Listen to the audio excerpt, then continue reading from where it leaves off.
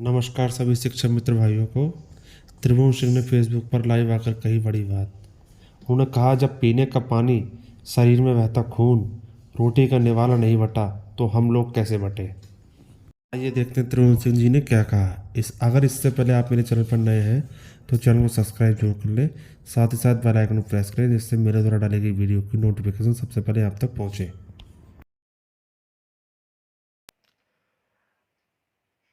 मैं फिर वही बात कहूंगा कि उत्तर प्रदेश की सरकार और वर्तमान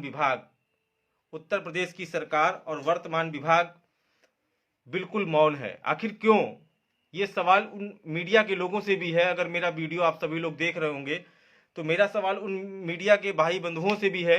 मोरबी में 125 लोग खत्म हो गए, मर गए, जिसमें अधिकांश संख्या बच्चों की थी, माताओं की थी। उनकी आत्मा की शांति के लिए हम भी श्रद्धांजलि देते हैं, मृत आत्मा की शांति के लिए। लेकिन उत्तर प्रदेश में 4000 से अधिक शिक्षा मित्र आज की डेट में खत्म हो चुके हैं और प्रतिदिन जा रहे हैं। लेकिन उत्तर प्रदेश की सरकार हो या मानवाधिकार आयोग हो या महिला आयोग हो या सत्ता में बैठे जितने भी हमारे सम्मानित सांसद और विधायक लोग हैं, किसी को नहीं दिखता। जबकि आजकल सोशल मीडिया का प्लेटफॉर्म ऐसा है कि जहां पर आकर के हम अपनी पीड़ा को बताने का काम करते हैं, दिखाने का काम करते हैं, सारी चीजें सब लोग देख रहे हैं, उसके बाद भी नजरअंदाज लगातार किया जा रहा है। वो चाहे फेसबुक के माध्यम से हो, ट्विटर के माध्यम से हो या अन्य जो सोशल मीडिया के प्लेटफॉर्म है। इतना सब कुछ होने के बाद भी नहीं दिखाया जा रहा है। आपने देखा होगा अभी हाल ही में पंजाब में वहां पे जब चुनाव हो रहे थे तो आज तक ने एक बहुत बड़ी कवरेज दिखाई थी। आज तक ने कवरेज दिखाई और उनका संविदा कर्मचारियों का दर्द बयां किया। खैर वहां पे सरकार बदली, आम आदमी पार्टी की सरकार आई और उन्होंने बहुत अच्छा काम किया। पंजाब है, बिहार है, उड़ीसा है और भी ऐसे राज्य हैं जो वहां पर संविदा कर्मचारियों के हित के लिए सकारात्मक कदम उठा रहे हैं। उड़ीसा ने तो बहुत ही अभूतपूर्व कार्य किया। पूरे देश में मैं समझता हूं ऐसा कोई काम किसी सरकार ने नहीं किया होगा, पटनायक जी ने, कि संविदा प्रथा को ही खत्म कर दिया, संविदा प्रथा को। और एक हमारे यहाँ है कि संविदा प्रथा अभी चालू है। आपने देखा होगा कि माध्यमिक शिक्षा विभाग में लगभग 25-30 हजार पद संविदा पर रखने की तैयारी है, पूरी तैयारी है। एक तरफ एक राज्य ऐसा है जो संविदा प्रथा को खत्म करने के लिए कसम खा रहा है और एक राज्य ऐसा है जो कह रहा है नहीं, हम तुम्हें तो नौकरी देंगे लेकिन संविदा पे देंगे। अब आप ये बताइए कि आज हम लोग जैसे 40-45 साल की उम्र में आकर के संविदा की नौकरी कर करके ये पता नहीं कि कल का भविष्य क्या होगा, कल हमारे साथ क्या होगा जब उम्र 40 और 45 साल की हो गई है। तो अब ये जो 18 साल के लड़के हैं, ये जब संविदा की नौकरी करेंगे और भर्ती होंगे तो आने वाले 5 साल बाद ये भी इसी दहलीज पर खड़े होंगे, इसी दहलीज पर, जिस दहलीज पर उत्तर प्रदेश का 1.5 लाख से अधिक शिक्षा मित्र खड़ा हुआ है। और 1.5 लाख नहीं मान्यवर, ये उत्तर प्रदेश के 15 लाख संविदा कर्मियों की समस्या है। वो चाहे होमगार्ड हो, आंगनवाड़ी हो, अनुदेशक हो, शिक्षा मित्र हो, प्रेरक हो, आशा बहुएं हो या जो भी संविदा के लोग हैं, जितने भी संविदा के, वो चाहे बिजली विभाग के हों, मनरेगा के हों, जितने भी लोग हैं, ये सभी के सामने समस्या है। और मैं समझता हूं कि इस समस्या का समाधान एक उग्र आंदोलन के जरिए ही होगा और उस उग्र आंदोलन की रणनीति 2023 आते आते हम सभी को बनानी है। इस बात को आप कंठस्थ कर लें। मैं देखता रहता हूं सोशल मीडिया पे, फेसबुक पे तमाम लोग अपने अपने विचारों को देते हैं और कहते हैं कि नहीं, शिक्षा मित्रों के लिए सरकार ये करने जा रही है, वो करने जा रही है। अरे मान्यवर, मैं आपको बता दूं, अभी हाई कोर्ट से मैंने जो कोरोना काल में हमारे शिक्षा मित्र भाई बहन खत्म हो गए थे पंचायत चुनाव में कोविड से, उनको लेकर के लगभग 2 दर्जन से अधिक मुकदमे डाल रखे हैं, जिसमें ऑर्डर आने के बाद भी सरकार उनको पैसा नहीं दे रही है। अब आप समझिए, पंचायत चुनाव में ड्यूटी आपने लगाई और कोविड से खत्म हुए वो जिनके परिवार में आज खाने के लिए चावल और सब्जी और दूध और रोटी 2 वक्त की व्यवस्था नहीं हो पा रही है, वो लोग फोन करते हैं तो रोते हैं, बिलखते हैं, कहते हैं सर हमारे केस का क्या हुआ। और जब वही केस हम जीत करके ले जा रहे हैं, अधिकारियों के सामने रखते हैं तो अधिकारी बिल्कुल मौन में है। अधिकारी कहते हैं सरकार सुप्रीम कोर्ट जा रही है आपके मुकदमे को लेकर के। बताइए कितनी गजब की बात। सरकार के पक्ष में अगर फैसला आए कोर्ट का, या सिंगल बेंच हो या डबल बेंच, सरकार उसको तत्काल मान लेती है, कहती नहीं ये कोर्ट का फैसला है, कोर्ट का हम सम्मान करते हैं। और वही फैसला जब पैसा देने के लिए आता है तो ये सरकार नहीं मानती, वो चाहे अनुदेशक के मामले में हो, आंगनवाड़ी के मामले में हो, रसोईया के मामले में हो, और या फिर होमगार्ड के मामले में हो। मैंने इतने सारे मामले गिनाए, आप उठाकर देख लीजिए। ये लोग कहीं ना कहीं कोर्ट से जीते, हाई कोर्ट से जीते, और कोर्ट ने ये कहा कि इनको भुगतान किया जाए, लेकिन सरकार इनकी बात नहीं मानती। अगर सरकार के पक्ष में हाई कोर्ट का, सिंगल बेंच का, डबल बेंच का फैसला आ जाए तो तत्काल उसको लागू कर दिया जाता है। सवाल एक नंबर पहला ये कि सरकार, मैं मानता हूं कि अगर माननीय योगी जी की सरकार इतनी नम्र, बहुत हिंदुत्ववादी सरकार है, अच्छी बात है, हम भी उसको स्वीकार करते हैं, लेकिन प्रभु कम से कम इतनी कृपा कीजिए कि जो हमारे लोग मर रहे हैं, यहां ठाकुर भी मर रहा है, कुशवाहा भी मर रहा है, शुक्ला जी भी मर रहे हैं, द्विवेदी जी भी मर रहे हैं, आखिर ये जो लोग मर रहे हैं, आज ही 2 घटनाएं हुई हैं, आज रायबरेली से, कल सीतापुर से, परसों कानपुर से, न जाने कितनी मौतें हो रही हैं प्रतिदिन, लेकिन सरकार नहीं सुन रही है। और मैं आप लोगों के लिए बता दूं, मैं इन्हीं सरकार से एक ईपीएफ का मुकदमा लड़ रहा हूं। आज जो लोग खत्म हुए हैं, इनके परिवार वालों को पेंशन मिलनी चाहिए, ये सेंट्रल गवर्नमेंट का एक्ट कहता है। अभी आपने देखा कि सुप्रीम कोर्ट ने ईपीएफओ के जो पेंशन व्यवस्था है उसको थोड़ा सा क्लियर किया है। ये पेंशन व्यवस्था हम ही लोगों के लिए है, हमारे जैसे लोगों के लिए है, जो लोग आज इस दुनिया में नहीं रहे। मैं उनके लिए भी लड़ रहा हूं, और यही सरकार 8-8, 10-10 मुकदमे डाल के रखी है कोर्ट में, कहती नहीं आपको नहीं मिलेगा। अब मैं अपनी पीड़ा, अपनी समस्या मैं सभी लोगों को बताना चाह रहा हूं कि आखिर हम क्या करें, सरकार क्यों नहीं हमारी बात को मान रही है। और सबसे बड़ी बात, अभी इस वीडियो को देखने के बाद 2-4-6 लोग ऐसे भी होंगे जो कहेंगे नहीं सरकार बहुत अच्छी है, सरकार आपको ये कर रही है, सरकार आपको वो बना रही है, बहुत सारे लोग होंगे। और मैं देख रहा हूं प्रतिदिन, अगर सरकार, माननीय मुख्यमंत्री जी, प्रमुख सचिव या हमारे जो बेसिक शिक्षा मंत्री हैं, वो केवल एक शब्द कहते कि नहीं शिक्षा मित्रों का कल्याण 2023 में, 24 में, 25 में होगा, हम मान लेंगे, स्वीकार कर लेंगे, लेकिन आज तक सरकार ने एक शब्द नहीं बोला। इसके पहले भी हमारे बेसिक शिक्षा मंत्री जी थे, तो वो तो हमेशा यही कहते थे कि हमने जो है 3500 से 10,000 रुपए कर दिया। आज भी यही बात कहीं ना कहीं निकल कर आई, लेकिन ये बात कहीं क्यों नहीं जाती है कि शिक्षा मित्रों की समस्याओं का निदान 1 महीने में, 2 महीने में, 4 महीने में, 6 महीने हम कर देंगे। अब ये बताइए, जो ये प्रतिदिन मौतें हो रही हैं, ये किसके सर माथे रखी जाएं?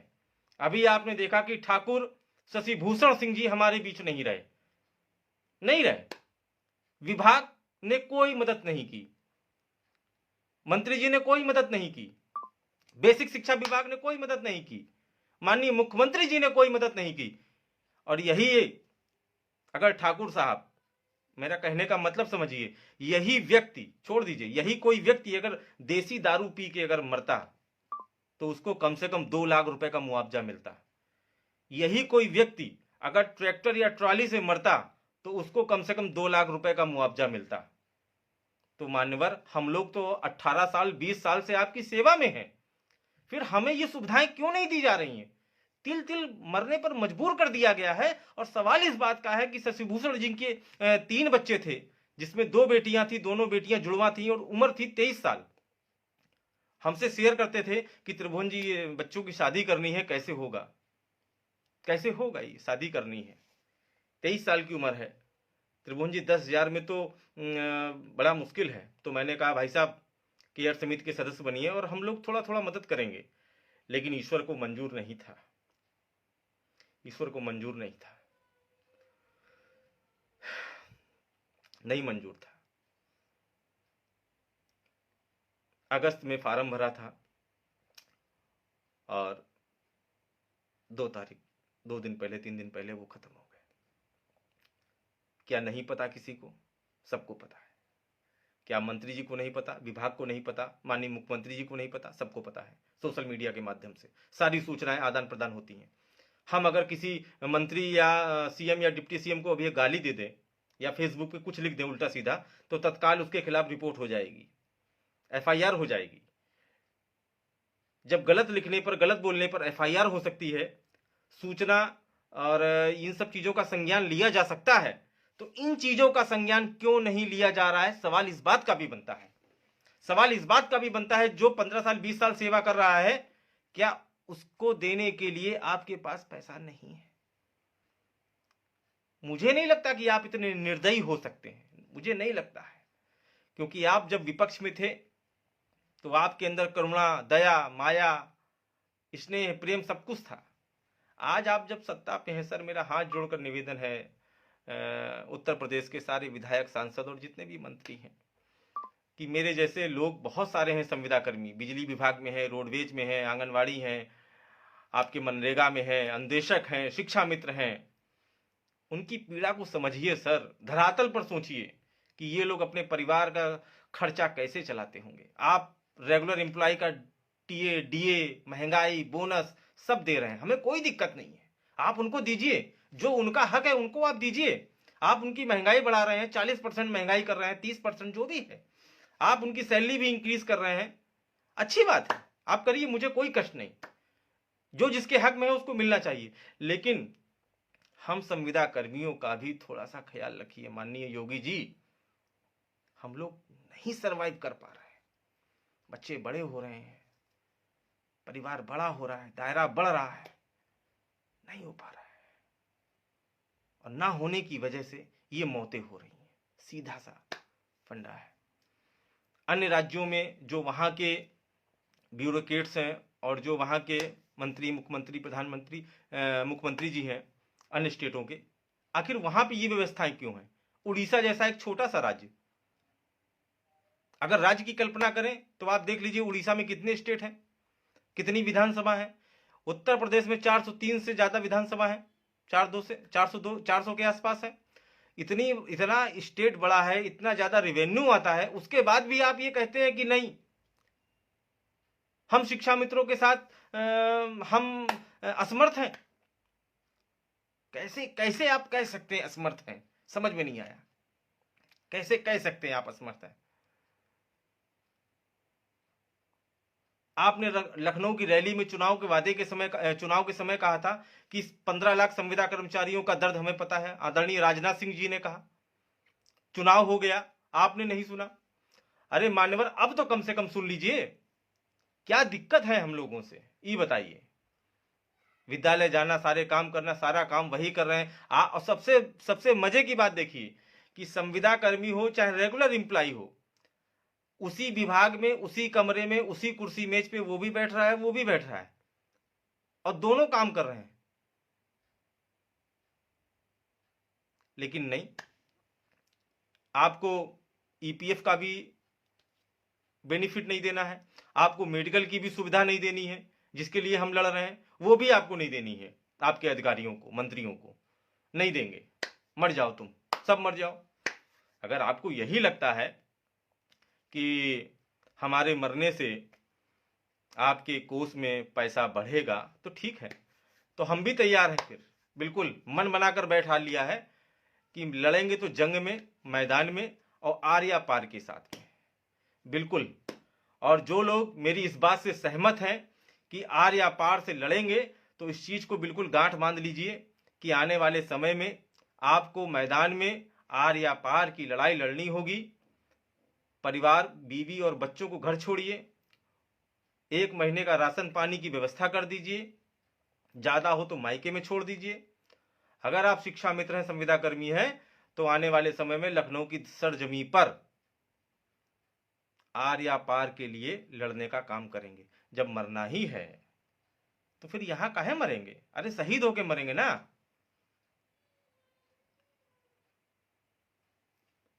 बहुत से लोग केयर समिति का फॉर्म नहीं भर पा रहे हैं, पूछ रहे हैं बार बार। मैंने बार बार अपील करी कि शिक्षा मित्र केयर समिति का आप लोग गूगल पर scsup.in डालें। इतना समय हो गया, उसके बावजूद भी लोग लिंक पूछ रहे हैं। कोई दिक्कत नहीं, scsup.in लिखें, वेबसाइट खुल जाएगी, वहां पे अपना रजिस्ट्रेशन करें। रजिस्ट्रेशन करने के बाद जो लोग सहयोग कर रहे हैं, वो सहयोग गूगल पे पर, फोन पे के माध्यम से करें कैंडिडेट को, और उसका स्क्रीनशॉट भी अपलोड करने की व्यवस्था वेबसाइट पर बना दी गई है। उसके बावजूद भी लोग बहुत सारे पूछ रहे हैं कैसे करना है, क्या करना है।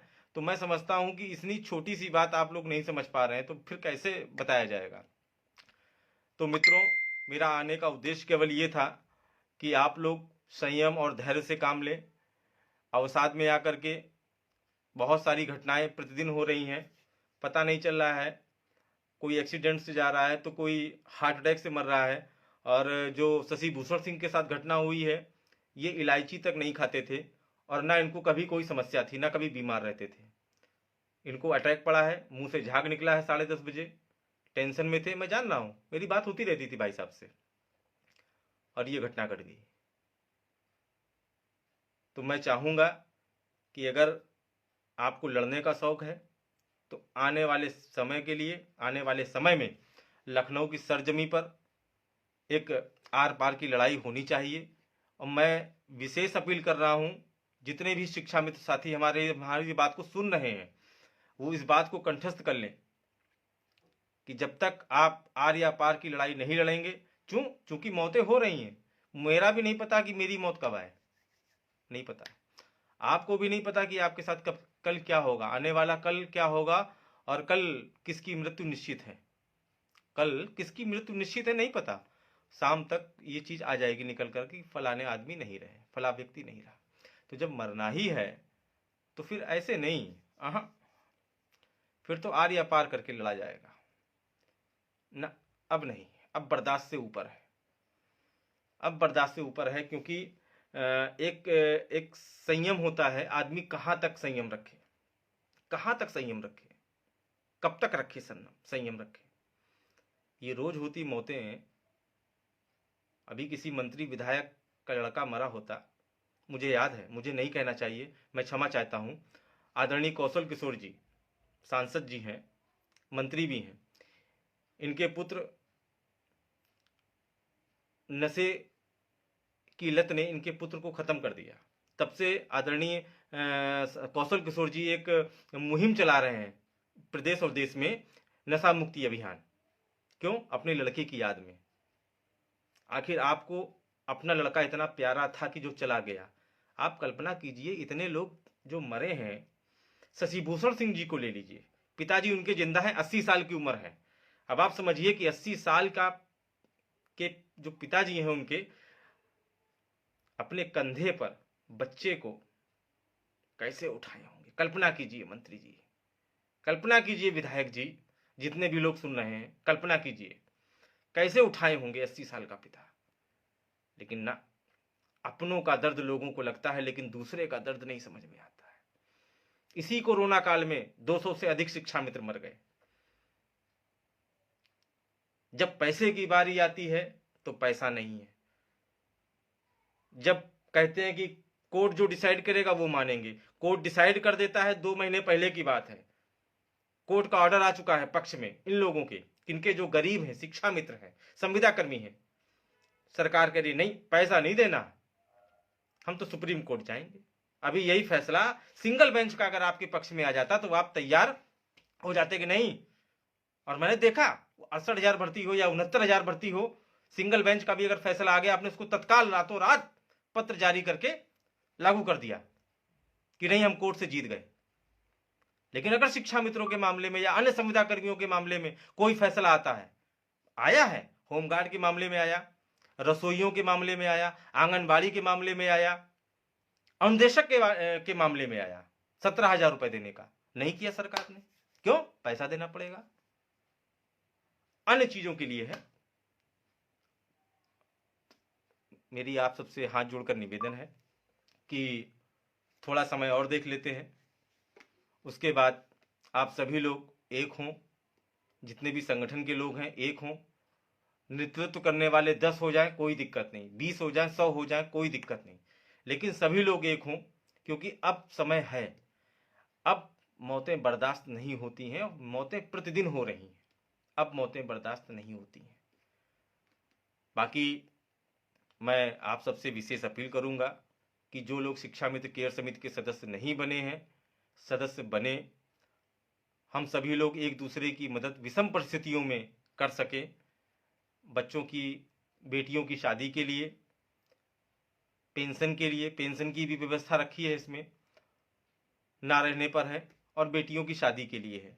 तो मेरा आप सभी से विशेष अनुरोध है, अपील है कि आप सभी लोग शिक्षा मित्र केयर समिति से जुड़ें और एक दूसरे का सहारा बने। आने वाला कल क्या होगा नहीं पता। बाकी मैं जितना प्रयास कर सकता हूँ उतना प्रयास कर रहा हूँ। हाई कोर्ट हो या सुप्रीम कोर्ट हो, मैं अपना प्रयास कर रहा हूँ। अभी उसमें क्या है बताने के लिए नहीं है, लेकिन हाँ, अगर हाई कोर्ट में जो मैं मुकदमा चल रहा है लखनऊ बेंच में, वो मुकदमा अगर मैं जीत जाता हूँ तो जितने भी हमारे साथी दिवंगत हुए हैं सबको पेंशन, उनके परिवार वालों को इंश्योरेंस, ये तो मैं दिलवाऊंगा ही, मैं लड़ूंगा। हो सकता है और समय लग जाए, लेकिन मेरा आप सभी से गुजारिश है, अपील है, रिक्वेस्ट है कि आप सभी लोग जितने भी संगठन के लोग हैं, सभी लोग एक दरी पर बैठने का काम करें, क्योंकि इन मौतों की पीड़ा उस परिवार से पूछिए जिसके परिवार में आंगन में उसके मिट्टी रखी हो। उससे ज़्यादा दर्द कोई समझ नहीं सकता, कोई नहीं समझ सकता, कोई नहीं समझ सकता। तो थोड़े से ठंडे दिमाग से, धैर्य चित्त से समझने का प्रयास करें कि अब वो समय आ गया है जब हमको आर या पार की लड़ाई लड़नी होगी।